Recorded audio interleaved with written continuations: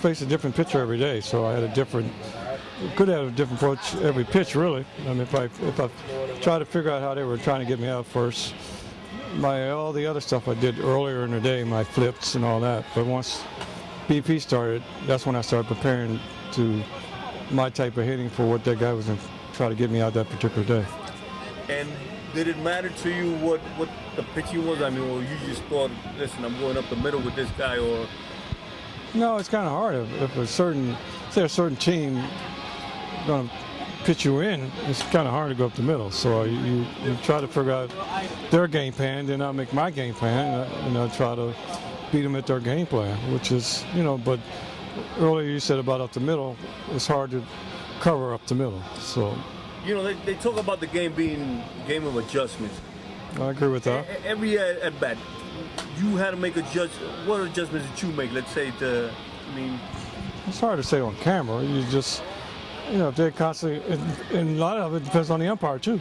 What's his strike zone? What is he going to call that day? So that's adjustment. That's the biggest adjustment. What is the strike zone for the umpire that day? Then you got to make adjustments with that on top of what the pitcher's going to try to get you out with. There you go. They always talk about that the great hitters, someone like you, that things slowed down for. Did it slow down when things were going good for you? I mean, you could see the ball. Well, the harder the guy threw, the slower I wanted to react. You don't want to speed anything up when you got a guy that throws 95 or because you're rushing out.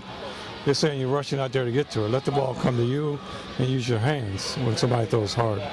And who was one of the guys that you had most difficult when you were pitching? I would say Randy Johnson, just because he was effectively wild. When you're going back when he first started.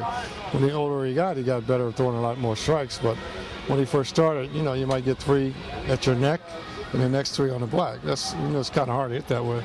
Has the game changed that much that now you get to see guys just staying in there that you can make a lot more adjustment with the fastball?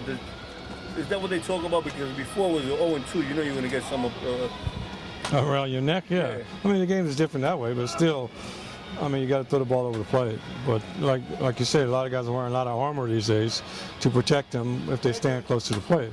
Back in the 70s, 80s, they didn't have that stuff. When you were growing up, who was your guy that you idolized and you said, you know what, I'd like to hit again? To be honest, it was my father.